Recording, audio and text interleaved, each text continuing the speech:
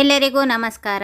ಇವತ್ತು ಬೆಂಡೆಕಾಯಿ ಮತ್ತು ತೆಂಗಿನಕಾಯಿ ಇದೆರಡರದ್ದು ಹಸಿ ಬಜ್ಜಿ ಮಾಡ್ತಾ ಇದ್ದೀನಿ. ನೋಡಿದ್ದೀನಿ ತುಂಬಾ ಚೆನ್ನಾಗಿದೆ, ಎಳೆದಿದೆ ನೋಡಿ, ಮುರ್ಕೊಳ್ಳುತ್ತೆ ಎಷ್ಟು ದೊಡ್ಡದಾದ್ರೂ.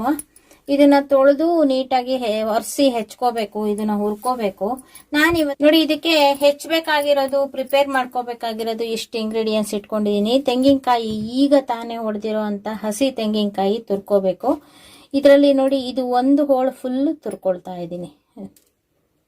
ಮುಂದಿನ ಹೋಳು ಈ ಜುಟ್ಟಿಂದು ಜಾಸ್ತಿ ಇರುತ್ತೆ, ಅದಕ್ಕೆ ಇದು ಹಾಗೆ ಇಟ್ಕೊಳ್ತೀನಿ. ಇದರಲ್ಲಿ ಒಂದು ಹೋಳು ತೆಂಗಿನಕಾಯಿ ತುರ್ಕೊಳ್ತೀನಿ. ಒಂದು ಅರ್ಧ ಈರುಳ್ಳಿ ಇಟ್ಕೊಂಡಿದ್ದೀನಿ, 2 ಕರ್ಬೇವು ನೆಸ್ಲು ಹಸಿದು, ಒಂದು ಸ್ವಲ್ಪ ಕೊತ್ತಂಬರಿ ಸೊಪ್ಪು, ಇಷ್ಟು ಫ್ರೆಶ್ ಆಗಿರೋ ಅಂಥದ್ದು. ಇದನ್ನೆಲ್ಲ ಹೆಚ್ಚಿ ರೆಡಿ ಮಾಡ್ಕೊಳ್ತಾ ಇದ್ದೀನಿ. ನೋಡಿ, ಬೆಂಡೆಕಾಯಿನ ತೊಳೆದ್ಬಿಟ್ಟು ನೀಟಾಗಿ ಒಣ ಬಟ್ಟೆನಲ್ಲಿ ಒರೆಸ್ಕೊಂಡಿದ್ದೀನಿ. ಒರೆಸ್ಕೊಂಡು ನಾನು ಈ ಶೇಪಲ್ಲಿ ಬೆಂಡೆಕಾಯಿನ ಹೆಚ್ಕೋತಾ ಇದ್ದೀನಿ. ಇದಕ್ಕೊಂದು ಸ್ವಲ್ಪ ನಾನು ಮಸಾಲೆ ಹಾಕೋದು ತೋರಿಸ್ತೀನಿ. ಮಸಾಲೆ ಹಾಕಿ ಹುರ್ಕೊಂಡು ಇಟ್ಕೋಬೇಕು. ಆ ಥರ ಹುರ್ಕೊಂಡು ಇಟ್ಕೊಂಡು ಇದನ್ನು ರೆಡಿ ಮಾಡಿ ಇಟ್ಕೋಬೇಕು ಹಸಿ ಬಜ್ಜಿ ಮಾಡಲಿಕ್ಕೆ. ನೋಡಿ, ಈ ಥರ ಶೇಪಲ್ಲಿ ಕಟ್ ಮಾಡಿ ಇಟ್ಕೊಂಡಿದ್ದೀನಿ. ಎಲ್ಲ ಬೆಂಡೆಕಾಯಿನೂ ನೋಡಿ ತೊಳೆದು ಒಣ ಬಟ್ಟೆಲಿ ಒರೆಸ್ಕೊಂಡು ಬೆಂಡೆಕಾಯಿನ ನಾನು ಈ ಶೇಪಲ್ಲಿ ಹೆಚ್ಕೊಂಡಿದ್ದೀನಿ. ಈ ಶೇಪಲ್ಲಿ ಹೆಚ್ಕೊಂಡ್ರೆ ನಾನು ಈಗ ಒಂದು ಸ್ವಲ್ಪ ಇದಕ್ಕೆ ಪುಡಿಗಳನ್ನು ಹಾಕಿ ಹುರಿತೀನಿ, ಆವಾಗ ತುಂಬ ಚೆನ್ನಾಗಿರುತ್ತೆ. ನೋಡಿ, ಈಗ ಒಂದು ಪಾನಿಗೆ ಹಾಕ್ಕೊಳ್ತಾ ಇದ್ದೀನಿ. ಈಗ ಒಂದು ಸ್ವಲ್ಪ ಹುರ್ಕೋಬೇಕು, ಆವಾಗ ಒಂದು ಸ್ವಲ್ಪ ಪುಡಿ ಹಾಕ್ತೀನಿ ಇದಕ್ಕೆ.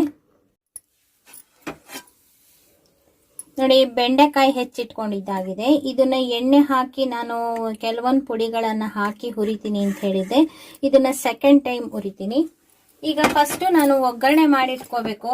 ಒಗ್ಗರಣೆನಲ್ಲಿ ಒಂದು ಸ್ವಲ್ಪ ಗೋಲಿಸ್ಕೊಂಡು ಇಟ್ಕೋಬೇಕು ರುಬ್ಲಿಕ್ಕೆ. ಅದಕ್ಕೋಸ್ಕರ ನೋಡಿ ಈ ಪಾನಲ್ಲಿ ಗೋಲಿಸ್ಕೊಳ್ತಾ ಇದ್ದೀನಿ. ನೋಡಿ, ಇಷ್ಟು ಸಾಮಗ್ರಿಗಳನ್ನು ಇಟ್ಕೊಂಡಿದ್ದೀನಿ. ಇದರಲ್ಲಿ ಕೆಲವೊಂದು ಹಾಗೆ ಹಾಕೋಕೆ ಇಟ್ಕೊಳ್ತೀನಿ, ಕೆಲವೊಂದು ರುಬ್ಬಕ್ಕೆ ಮಾಗ್ಸಕ್ಕೆ ಇಟ್ಕೊಳ್ತಾ ಇದ್ದೀನಿ. ಈಗ ನೋಡಿ, ಕರಿಬೇವು ಕೊತ್ತಂಬರಿ ತೋರಿಸಿದ್ದೆ, ಈರುಳ್ಳಿ ತೋರಿಸಿದ್ದನ್ನ ಹೆಚ್ಚಿಟ್ಕೊಂಡಿದ್ದೀನಿ.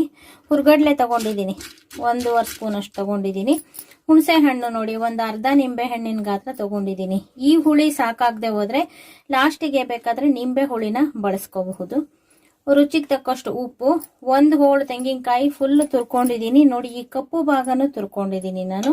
ಇದನ್ನ ಹಾಕಿದ್ರೆ ನಮಗೆ ನಾರಿನ ಅಂಶ ಸಿಕ್ಕಂಗಾಗುತ್ತೆ, ಅದಕ್ಕೋಸ್ಕರ ಈ ಕಪ್ಪು ಭಾಗನ ತುರ್ಕೊಂಡಿದ್ದೀನಿ. 1 ಹೋಳು ತುರ್ಕೊಂಡಿದ್ದೀನಿ. ಒಂದು 5 ಹಸಿರು ಮೆಣಸಿನ್ಕಾಯಿನ ಒಂದು ಸ್ವಲ್ಪ ಹೆಚ್ಚಿ ಡ್ಯಾಮೇಜ್ ಮಾಡಿ ಇಟ್ಕೊಂಡಿದ್ದೀನಿ, ಏಕೆಂದ್ರೆ ಹುರಿಬೇಕು ಇದನ್ನ. ನೋಡಿ, ಇದು ತೆಂಗಿನಕಾಯಿ ಜೊತೆಗೆ ನಾನು ಮಂದ ಆಗಕ್ಕೆ ಅಂತ ಹುರ್ಗಡ್ಲೆ ತಗೊಂಡಿದ್ದೀನಿ. ಜೊತೆಗೆ ಒಂದು ಸ್ವಲ್ಪ ಎಳ್ಳು ಕೂಡ ತಗೊಂಡಿದ್ದೀನಿ. ಫ್ಲೇವರು ತುಂಬ ಚೆನ್ನಾಗಿರುತ್ತೆ. ಈಗ ಇದನ್ನೆಲ್ಲ ಸೇರಿ ಹುರ್ಕೊಳ್ಳೋಣ. ಫಸ್ಟ್ ರುಬ್ಲಿಕ್ಕೆ ಇದನ್ನ ಹುರ್ಕೊಂಡು ಇಟ್ಕೊಂಡು ಇದು ತಣ್ಣಗಾಗುವಷ್ಟಿಗೆ ಮತ್ತೆ ಬೆಂಡೆಕಾಯಿ ಹುರ್ಕೋಬಹುದು. ಗ್ಯಾಸ್ ಹಚ್ಚಿ ಒಂದು ನಾನ್ ಸ್ಟಿಕ್ ತವಾ ಇಟ್ಕೊಂಡಿದ್ದೀನಿ. ನೀವು ಯಾವ ಬಾಣಲಿ ಬೇಕಾದ್ರೂ ಇಟ್ಕೋಬಹುದು. ನೋಡಿ, ಇದಕ್ಕೆ ಒಂದು ಸ್ವಲ್ಪ ಎಣ್ಣೆ ಹಾಕಿದ್ದೀನಿ.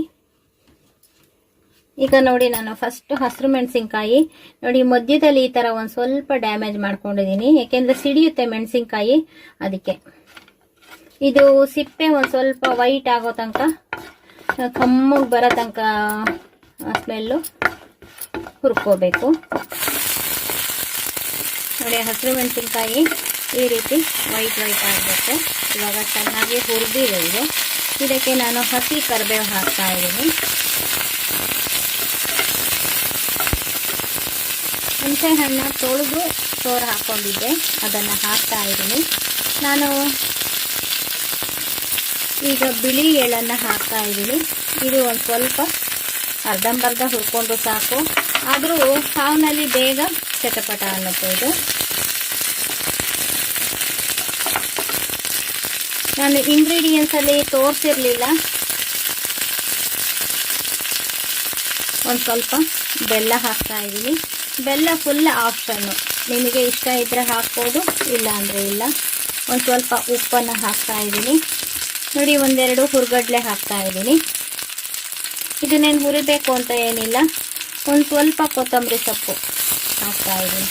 ಇದನ್ನೆಲ್ಲ ಒಟ್ಟಿಗೆ ಒಂದು ಸ್ವಲ್ಪ 1-2 ಸುತ್ತು ಕೈ ಆಡಿಸ್ಬಿಟ್ಟು ಈಗ ನೋಡಿ, ಇದು ಸಾಕು, ಎಲ್ಲ ಹುರಿದಿದೆ. ಈಗ ಇದನ್ನು ನಾನು ಗ್ಯಾಸ್ ಆಫ್ ಮಾಡಿದ್ದೀನಿ. ಈಗ ತಣ್ಣಗೆ ಮಾಡಕ್ಕೆ ಬಿಟ್ಕೋಬೇಕು. ಇದು ಫುಲ್ಲು ತಣ್ಣಗಾಗಬೇಕು. ನೋಡಿ ರುಬ್ಲಿಕ್ಕೆ ಹುರ್ಕೊಂಡಿದ್ದು ತಣ್ಣಗಾಗೋ ಅಷ್ಟೊತ್ತಿಗೆ ಈಗ ನಾನು ಬೆಂಡೆಕಾಯಿ ಹುರ್ಕೋತಾ ಇದ್ದೀನಿ. ನೋಡಿ ಎಣ್ಣೆ ಹಾಕೊಳ್ತಾ ಇದ್ದೀನಿ. ಇದರ ಜೊತೆಗೆ ನಾನು ಪುಡಿ ಹಾಕೊಳ್ತೀನಿ ಅಂತ ಹೇಳಿದ್ನಲ್ಲ, ಒಂದೇ ಒಂದು ಸ್ವಲ್ಪ 1/4 ಚಮಚದಷ್ಟು ಖಾರದ ಪುಡಿ, 1/4 ಚಮಚ ಅರಿಶಿನ ಪುಡಿ, 1/4 ಚಮಚ ಉಪ್ಪು, ಇದಿಷ್ಟನ್ನು ಹಾಕೊಂಡು ಈಗ ಹುರ್ಕೋತಾ ಇದ್ದೀನಿ.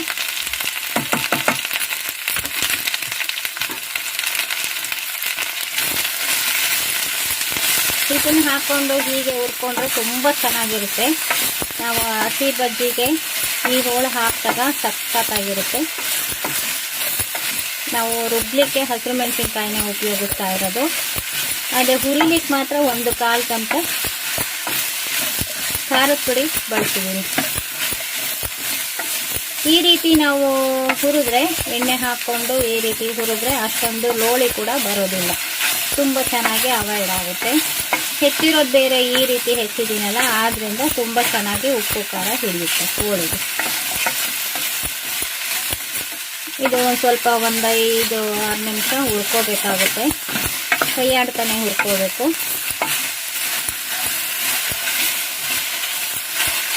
ಎಕ್ಸ್ಟ್ರಾ ಏನಾದರೂ ಲೋಳಿ ಇದ್ದರೆ ಬಾಣಲೆಗೆ ಅಂಟ್ಕೊಂಡಿರುತ್ತೆ.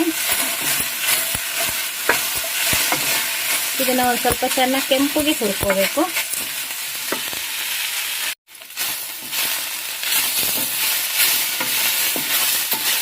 ನೋಡಿ ಚೆನ್ನಾಗಾಗಿದೆ, ಮಸಾಲೆ ಹಾಕಿ ಹುರಿದಂಗಾಗಿದೆ, ಸಖತ್ತಾಗಿದೆ ನೋಡಿ ಕೆಂಪಿಗೆ. ಇಷ್ಟಾದರೆ ಸಾಕು. ಇದನ್ನು ನಾನು ಇದ್ರೊಳಗಡೆ ಬಿಟ್ಕೊಂಡಿರ್ತೀನಿ.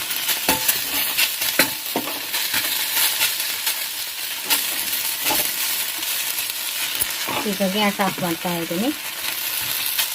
ಇದು ಕೂಡ ನಾವು ಬಜ್ಜಿ ಎಲ್ಲ ಹಸಿ ಬಜ್ಜಿ ರೆಡಿ ಮಾಡ್ಕೊಳ್ಳೋ ಅಷ್ಟೊತ್ತಿಗೆ ಇದು ತಣ್ಣಗಾಗಿರುತ್ತೆ. ನೋಡಿ ಹುರಿದಿದ್ದಂಥದ್ದು ಮುಟ್ಟೋ ಅಷ್ಟು ತಣ್ಣಗಾಗಿದೆ. ಇದಷ್ಟನ್ನು ನಾನು ಈಗ ಮಿಕ್ಸಿ ಜಾರಿಗೆ ಹಾಕ್ಕೊಳ್ತಾ ಇದ್ದೀನಿ. ನೋಡಿ ಇದಷ್ಟನ್ನು ಹಾಕ್ಕೊಂಡಿದ್ದೀನಿ. ಇದ್ರ ಜೊತೆಗೆ ಈ ಹಸಿ ತೆಂಗಿನಕಾಯಿ ತುರಿದಿಟ್ಕೊಂಡಿದ್ದೀನಲ್ಲ, ಅದನ್ನು ಕೂಡ ಹಾಕ್ಕೊಳ್ತಾ ಇದ್ದೀನಿ. ತೆಂಗಿನಕಾಯಿ ಕೂಡ ಹಾಕ್ಕೊಂಡಿದ್ದೀನಿ. ಈಗ ಸ್ವಲ್ಪನೇ ನೀರು ಹಾಕ್ಕೊಂಡು ಒಂದು 3-4 ಸತಿ ತೆಗೆದು ನೋಡಿ ನೀರು ಹಾಕ್ಕೊಂಡು ರುಬ್ಕೋಬೇಕು. ಇದನ್ನು ನಾವು ಬಜ್ಜಿಗೆ ಆಗೋರೋದ್ರಿಂದ ಒಂದು ಸ್ವಲ್ಪ ದೋಸೆ ಹಿಟ್ಟಿನ ಅದಕ್ಕಾದರೂ ಪರವಾಗಿಲ್ಲ. ಇದನ್ನ ರುಬ್ಕೊಳ್ತಾ ಇದ್ದೀನಿ. ಇದನ್ನ ರುಬ್ಬೋದಕ್ಕೆ ಇದಕ್ಕೆ ಹಾಕೊಂಡಿದ್ದೀನಿ, ಇದ್ರೊಳಗಿದ್ದನ್ನೆಲ್ಲ ಇದಕ್ಕೆ ಹಾಕೊಂಡಿದ್ದೀನಿ. ಈಗ ರುಬ್ಬೋದಕ್ಕಿಂತ ಮುಂಚೆ ಇದರಲ್ಲಿ ಒಂದು ಒಗ್ಗರಣೆ ಮಾಡಿ ಇಟ್ಕೊಳ್ತೀನಿ, ಯಾಕೆಂದ್ರೆ ಅದು ಕೂಡ ತಣ್ಣಗಾಗುತ್ತೆ. ನಾನು ರುಬ್ಲಿಕ್ಕೆ ಹುರ್ಕೊಂಡಿದ್ನಲ್ಲ, ಅದೇ ಬಾಣಲೆನ ಇಟ್ಟಿದ್ದೀನಿ. ನೋಡಿ ಹೆಚ್ಚಿಗೆ ಎಣ್ಣೆ ಬೇಡ, ಒಂದೇ ಒಂದು ಸ್ವಲ್ಪ ಎಣ್ಣೆ ಹಾಕ್ತಾ ಇದ್ದೀನಿ.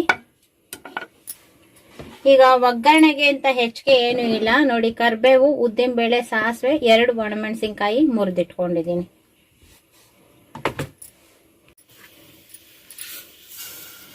ನೋಡಿ ಈಗ ಸಾಸಿವೆ ಹಾಕಿದ್ದೀನಿ.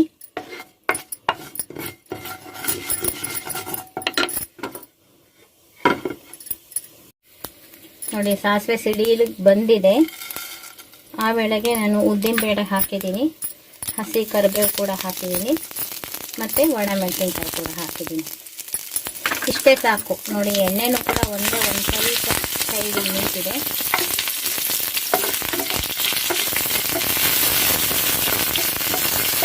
ನೋಡಿ ಇಷ್ಟಾದರೆ ಸಾಕು. ಉದ್ದಿನಬೇಳೆ ಒಂದು ಸ್ವಲ್ಪ ಕೆಂಪು ತಿರುಗಿದೆ. ಈಗ ಇದೇ ಕಾವಲೆ ಚೆನ್ನಾಗಾಗುತ್ತೆ. ಈಗ ಗ್ಯಾಸ್ ಆಫ್ ಮಾಡಿದ್ದೀನಿ. ನೋಡಿ ಇಷ್ಟು ಒಗ್ಗರಣೆ ಹಾಕಿ ಸಾಕು. ಇದು ಕೂಡ ತಣ್ಣಗಾಗುತ್ತೆ ರುಬ್ಬೋ ಅಷ್ಟೊತ್ತಿಗೆ. ನೋಡಿ ಸಿಂಪಲ್ ಆಗಿ ಇಷ್ಟೇ ಸಾಕು ಒಗ್ಗರಣೆಗೆ. ಉದ್ದಿನಬೇಳೆ, ಸಾಸಿವೆ, ಕರಿಬೇವು ಮತ್ತು 2 ಒಣಮೆಣಸಿನ್ಕಾಯಿ ಮುರಿದು ಹಾಕಿದ್ದೀನಿ. ನೋಡಿ ಹದವಾಗಿದೆ. ಇಷ್ಟಾದರೆ ಸಾಕು ಒಗ್ಗರಣೆ. ನಾವು ರುಬ್ಬೋ ಅಷ್ಟೊತ್ತಿಗೆ ಇದು ಕೂಡ ತಣ್ಣಗಾಗುತ್ತೆ. ನೋಡಿ 2-3 ಸಲ ನೀರು ಹಾಕೊಂತ ಓಪನ್ ಮಾಡಿ ರುಬ್ಬಿದ್ದೀನಿ. ಈ ಹದದಲ್ಲಾಗಿದೆ. ನೋಡಿ ಒಗ್ಗರಣೆ ಮಾಡಿಟ್ಕೊಂಡಿದ್ದು ತಣ್ಣಗಾಗಿದೆ. ಈಗ ನಾವು ಕರಿಬೇವಿನ ಒಂದು ಸ್ವಲ್ಪ ಗರಿ ಆಗಿರುತ್ತೆ, ಅದನ್ನು ಮಾತ್ರ ಒಂದು ಸ್ವಲ್ಪ ಪುಡಿ ಮಾಡ್ಕೊಳ್ಳೋಣ.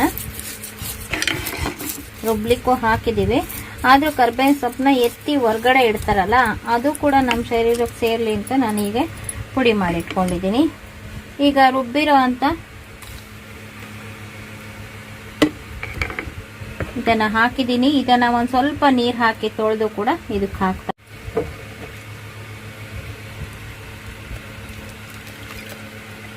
ನೋಡಿ ಒಂದು ಸ್ವಲ್ಪ ನೀರನ್ನು ಕೂಡ ಹಾಕಿದ್ದೀನಿ. ಇವಾಗ ನೋಡಿ ಇದು ಹದವಾಗಿದೆ. ಈಗ ನಾನು ಸಣ್ಣಗೆ ಹೆಚ್ಚಿ ಇಟ್ಕೊಂಡಿರೋ ಅಂಥ ಕೊತ್ತಂಬರಿ ಸೊಪ್ಪು ಮತ್ತು ಸಣ್ಣಗೆ ಹೆಚ್ಕೊಂಡಿರೋ ಅಂಥ ಈರುಳ್ಳಿ ಎರಡನ್ನೂ ಹಾಕ್ತಾ ಇದ್ದೀನಿ. ಕೊತ್ತಂಬರಿ ಸೊಪ್ಪು ರುಬ್ಲಿಕ್ಕೂ ಹಾಕಿದ್ದೀನಿ. ಈ ಥರ ಮೇಲೆ ಸಣ್ಣಗೆ ಹೆಚ್ಚಿ ಹಾಕಿದರೆ ತುಂಬ ಚೆನ್ನಾಗಿರುತ್ತೆ.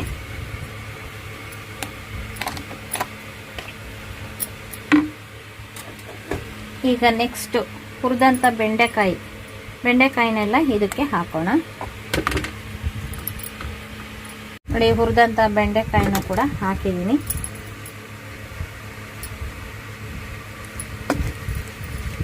ಈಗ ಎಲ್ಲ ಕೈಯಾಡ್ಬಿಟ್ರೆ ಇದು ರೆಡಿ ಆಯಿತು. ಇನ್ನು ಏನು ಉಪ್ಪು ಒಂದು ಸರಿ ಇಲ್ಲದೆ ಹೋದರೆ ಇನ್ನು ಸ್ವಲ್ಪ ಉಪ್ಪು ಹಾಕೋಬೇಕು. ಸಖತ್ತಾಗಿರೋ ಅಂಥ ಬೆಂಡೆಕಾಯಿ ಬಜ್ಜಿ, ಹಸಿ ಬಜ್ಜಿ, ಬೆಂಡೆ ಮತ್ತು ತೆಂಗಿನ ಹಸಿ ಬಜ್ಜಿ ರೆಡಿಯಾಗಿದೆ. ನೋಡಿ ಇದರ ಅನುಕೂಲ ಕೂಡ ಪಡ್ಕೊಳ್ತೀರಾ ಅಂತ ನಾನು ಈ ವಿಡಿಯೋ ಮಾಡಿ ತೋರಿಸಿದ್ದೀನಿ. ಈ ವಿಡಿಯೋ ನಿಮಗೂ ಇಷ್ಟ ಆಗಿದ್ದರೆ ಲೈಕ್ ಮಾಡಿ, ಶೇರ್ ಮಾಡಿ ಮತ್ತು ನಮ್ಮ ಚಾನಲ್ಗೆ ಇದುವರೆಗೂ ಸಬ್ಸ್ಕ್ರೈಬ್ ಆಗಿಲ್ಲ ಅಂದರೆ ಈ ಕ್ಷಣದಿಂದ ಸಬ್ಸ್ಕ್ರೈಬ್ ಆದರೆ ನಿಮ್ಮ ದಿನನಿತ್ಯದ ಅನುಕೂಲಕ್ಕೆ ಬರುವಂತಹ ವಿಡಿಯೋಗಳನ್ನೇ ನಾನು ಮಾಡ್ತಾ ಇರ್ತೀನಿ. ನೋಡಿ ಈ ಬಜ್ಜಿ ಮಾತ್ರ ಎಲ್ಲದಕ್ಕೂ ಚೆನ್ನಾಗಿರುತ್ತೆ. ನೋಡಿ ಮೆಂತ್ಯ ಮುದ್ದೆ, ಅನ್ನ ಈಗ ಮಾಡಿದ್ದೀನಿ ಸದ್ಯಕ್ಕೆ. ಇದು ಸಖತ್ತಾಗಿರುತ್ತೆ. ಇನ್ನು ರೊಟ್ಟಿ, ಚಪಾತಿ, ದೋಸೆ, ಇಡ್ಲಿ ಯಾವುದಕ್ಕೆ ಬೇಕಾದರೂ ಉಪಯೋಗಿಸ್ಕೋಬೋದು. Thank you for watching.